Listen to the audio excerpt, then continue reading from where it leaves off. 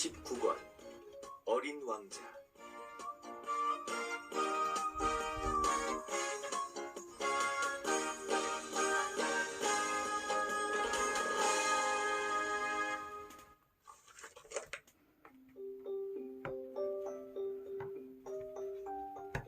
여섯 살 때 나는 처음으로 그림을 그렸어요.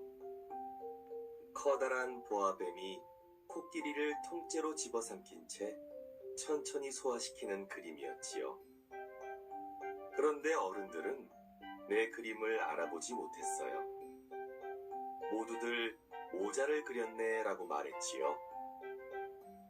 그래서 나는 보아뱀의 뱃속까지 그려 넣었어요. 어른들은 그제야 내 그림을 이해했지요. 크게 실망한 나는 화가의 꿈을 포기하고 다시는 그림을 그리지 않았어요. 대신 비행기 조종사가 되어 온 세상을 여행했지요.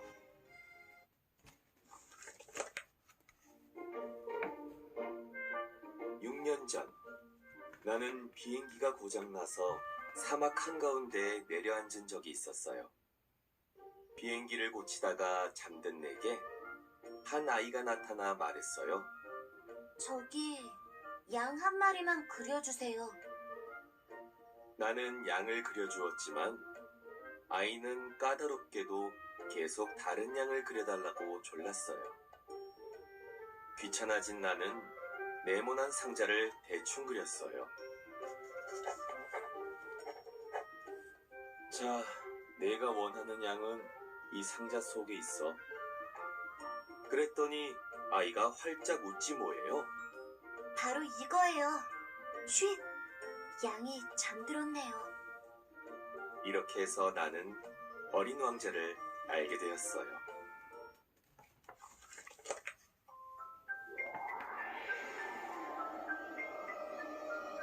어린 왕자가 살던 곳은 머나먼 우주에 있는 아주 작은 별이었어요. 그 별에는 조그마한 화산 3개가 있고 바오바브 나무 씨앗이 널려 있다고 했지요. 바오바브 나무같이 큰 나무는 많이 자라기 전에 얼른 뽑아주어야 해요. 그냥 두면 커다란 나무 뿌리가 땅속으로 파고 들어가서 별에 구멍이 뻥 뚫리게 되거든요. 그래서 어린 왕자는 작은 바오바브 나무를 먹어치울 양이 필요했던 거예요.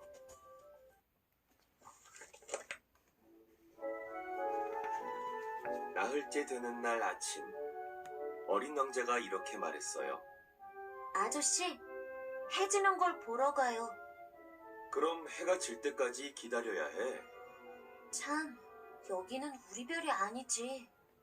우리 별에서는 해 지는 것을 본 다음 의자를 몇 발짝만 뒤로 물리면 해 지는 것을 또 볼 수 있거든요. 어떤 날은 해 지는 걸 44번이나 본 적도 있어요. 잠시 후 어린 왕자는 다시 말을 이었어요. 슬플 때면 해 지는 풍경이 참 좋아져요. 44번이나 본 날은 그렇게 슬펐던 거니? 어린 왕자는 아무 대답이 없었지요.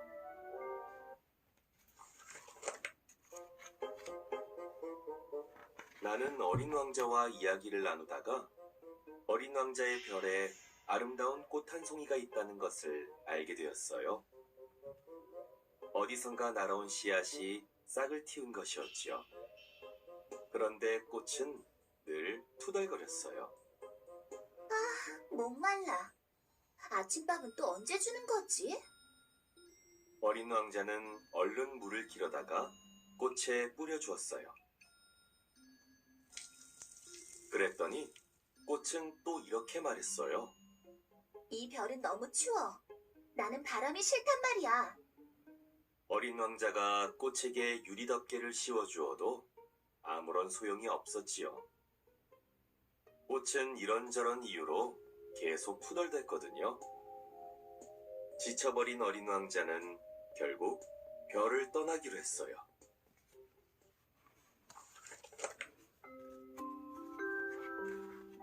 별을 떠나는 날 아침, 어린 왕자는 화산들을 깨끗이 청소하고 바오바브 나무의 싹들도 모두 뽑아냈어요. 마지막으로 꽃에 물을 주고 유리덮개를 씌워주려는데 꽃이 고개를 저었어요. 덮개는 필요 없어. 사실은 너를 좋아했어. 그런데 내 마음을 표현할 줄 몰라서 투덜댔던 거야. 꽃은 눈물을 글썽거리며 작별 인사를 했어요. 잘 가. 어디서든 행복해야 해. 어린 왕자도 작별 인사를 했지요. 안녕. 잘 지내.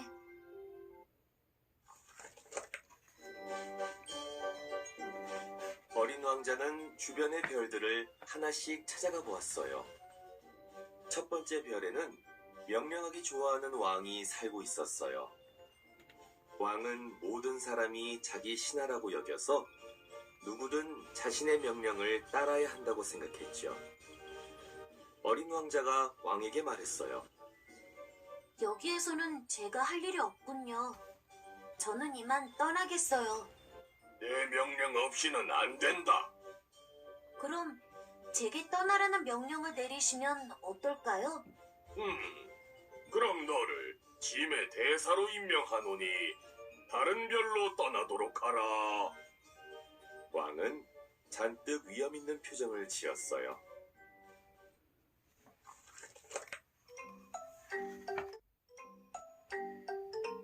두 번째 별에는 자기가 세상에서 가장 잘난 줄 아는 사람이 살고 있었어요. 안녕하세요. 이상한 모자를 쓰고 계시네요.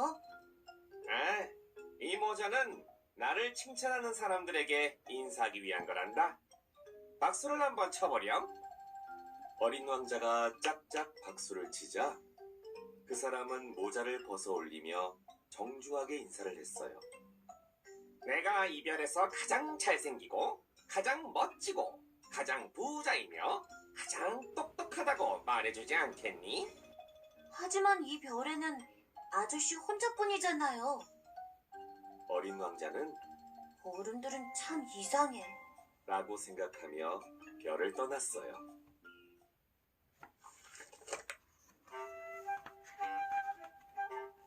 세 번째 별에는 술을 많이 마시는 술꾼이 살고 있었어요.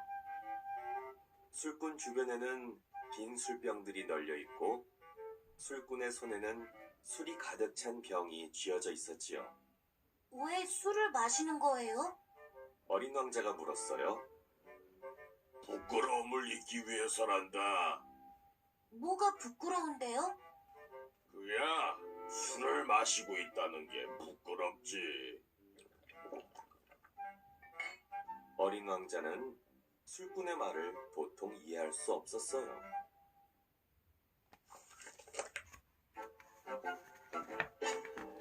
네 번째 별은 사업가의 별이었어요.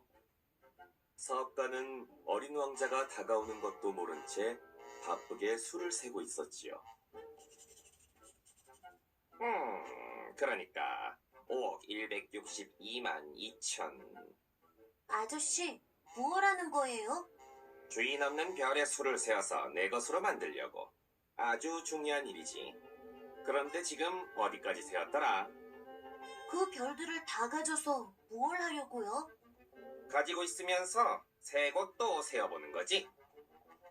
어린 왕자는 고개를 절레절레 저으며 별을 떠났어요. 어른들은 아무리 봐도 이상해. 정말 이상해.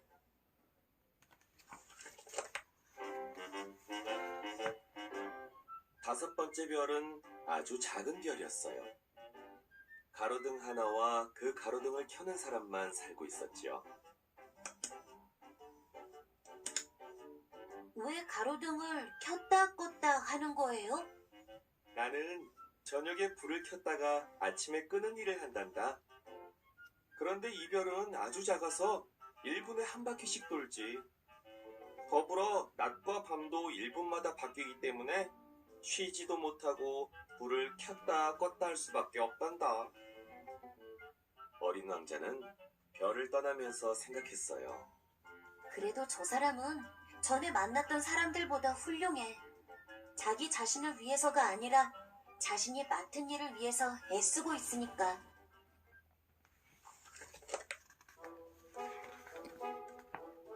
여섯 번째 별에는 나이 많은 지리학자가 살았어요. 지리학자는 아주 커다란 책을 펼쳐놓고 무엇인가 열심히 쓰고 있었지요. 뭘 그렇게 쓰고 계신 거예요? 탐험가가 세상을 돌아다니며 알아낸 것들을 적어두는 거란다.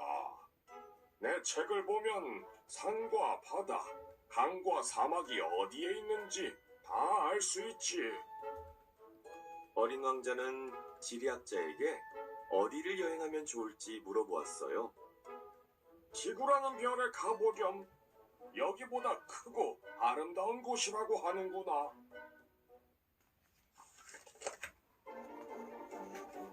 이렇게 해서 어린 왕자는 일곱 번째로 지구를 여행하게 되었어요. 지구는 어디서나 볼 수 있는 흔한 별이 아니었어요. 지구에는 111명의 왕과 7,000명의 지리학자, 90만 명의 사업가, 750만 명의 술꾼, 3억 1,100만 명의 잘난 척하는 사람들이 살았지요. 전기가 발명되기 전까지 가로등을 켜는 사람이 46만 2,511명이나 있었다니 지구가 얼마나 큰 별인지 알 수 있겠지요? 가로등을 켜는 사람들이 해가 지는 순서대로 불을 켜면 지구 한쪽에서부터 차례차례 불이 들어왔어요. 멀리서 이 모습을 바라보면 정말 멋졌지요.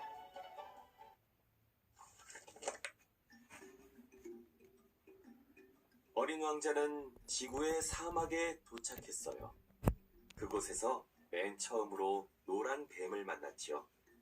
안녕. 나는 멀리 있는 별에서 왔어. 여기는 어디니? 안녕. 여기는 지구의 아프리카야. 그런데 너는 손가락처럼 가느다랗게 생겼구나. 그러자 뱀은 어린 왕자의 발목을 슬며시 감으며 말했어요. 하지만 나는 힘이 아주 세단다. 내가 한번 물면 누구든 자기가 왔던 곳으로 다시 돌아가게 돼. 너도 내 별로 돌아가고 싶으면 언제든지 말하렴. 내가 도와줄 테니까.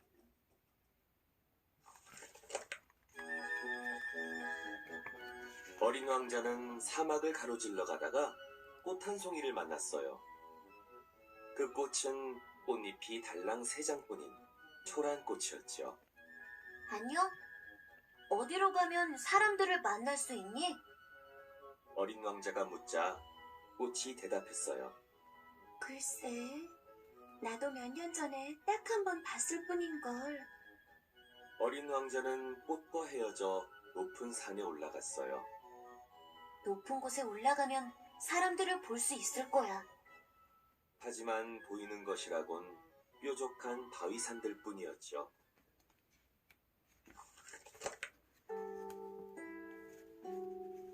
모래 언덕을 넘어 한참을 걷던 어린 왕자는 장미꽃이 5,000송이나 피어있는 정원에 도착했어요. 장미꽃은 별에 두고 온 꽃과 꼭 닮은 모습이었지요. 너희는 누구니? 우리는 장미꽃이야. 어린 왕자는 갑자기 슬퍼졌어요. 이 세상에 나 같은 꽃은 어디에도 없어. 어린 왕자의 꽃은 늘 이렇게 말해왔었거든요. 내가 세상에 단 하나밖에 없는 꽃을 가졌다고 생각했는데 알고 보니 평범한 장미꽃이었어. 어린 왕자의 눈에서 눈물이 주르륵 흘러내렸어요.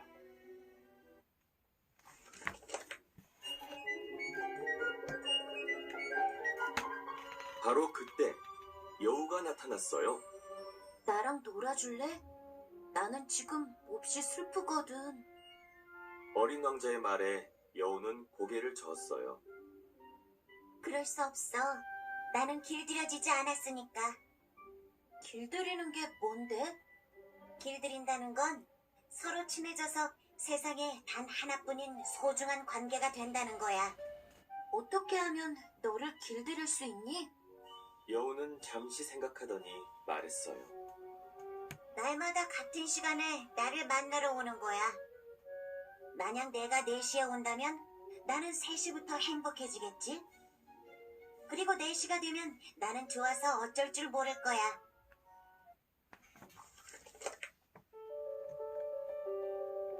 여우와 어린 왕자는 매일 만나 이야기를 나누었어요. 어린 왕자가 떠날 때가 되자 여우는 눈물을 글썽였지요. 너와 헤어진다니 몹시 슬퍼. 우리는 서로에게 길들여진 거야. 어린 왕자는 그때 깨달았어요. 별에 두고 온 꽃과 자신도 서로에게 길들여졌다는 것을요. 내 꽃은 그 어떤 장미꽃보다 특별해. 내가 직접 물을 주고 유리덮개도 씌워주고 다치지 않게 벌레들을 잡아준 꽃이니까. 그래서 그 꽃은 수많은 꽃들 중 하나가 아니라 세상에 단 하나뿐인 나만의 소중한 꽃이야.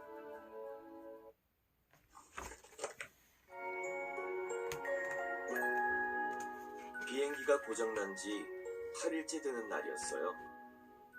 나는 어린 왕자의 이야기를 들으면서 마지막 남은 물 한 방울을 마셔버렸어요. 그래서 우리는 함께 우물을 찾아 나섰어요. 걷다 보니 어느새 사막에는 짙은 어둠이 내려앉고 별들이 하나둘 반짝이기 시작했지요. 별이 아름다운 건 보이지 않는 꽃 한 송이 때문이에요. 사막이 아름다운 건 어딘가에 우물이 있기 때문이고요. 어린 왕자의 말에 나도 맞장구를 쳤어요. 맞아. 별이든 사막이든 그것을 아름답게 하는 건 눈에 보이지 않는 법이지.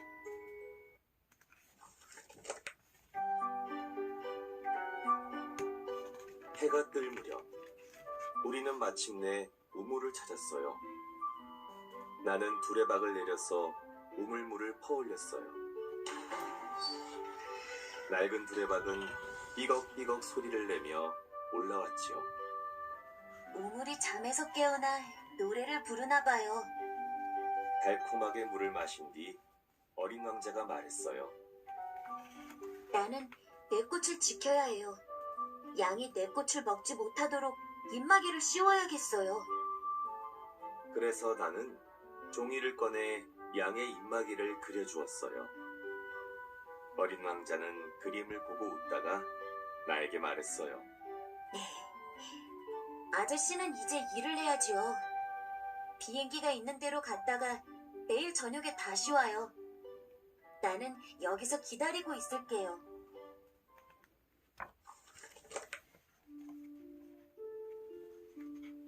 우물 옆에는 쓰러져가는 오래된 돌담이 있었어요. 다음날 저녁 내가 작업을 마치고 돌아와 보니 어린 왕자가 돌담 위에 앉아 다리를 늘어뜨린 채 누군가에게 말을 하고 있었어요. 내 독은 좋은 거니? 나를 아프게 하지 않을 거야. 가슴이 쿵 내려앉아 우뚝 멈추어 섰어요. 그럼 이제 가봐.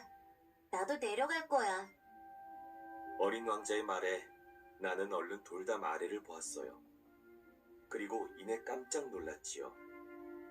노란 뱀이 어린 왕자의 발목을 친친 감았다가 스르르 다른 곳으로 가고 있었거든요.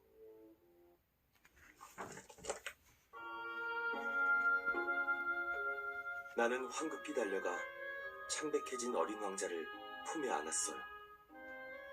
아저씨, 내가 지구에 온 지 벌써 1년이에요. 이제는 내 별로 돌아가야 해요. 나는 거기서 웃고 있을 거예요. 그럼 아저씨가 밤하늘의 별을 볼 때마다 별들이 온통 웃고 있는 것처럼 보일 테지요? 그날 밤 어린 왕자는 마치 한 그루 나무처럼 천천히 모래바닥에 쓰러졌어요. 그러고는 멀고 먼 자기 별로 돌아가 버렸지요.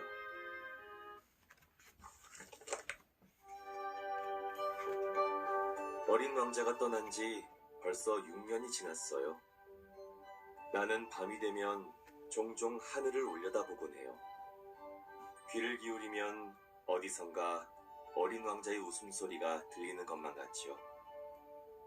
그럴 때면 문득 궁금해져요. 혹시 양이 꽃을 먹어버린 건 아닐까? 아니야.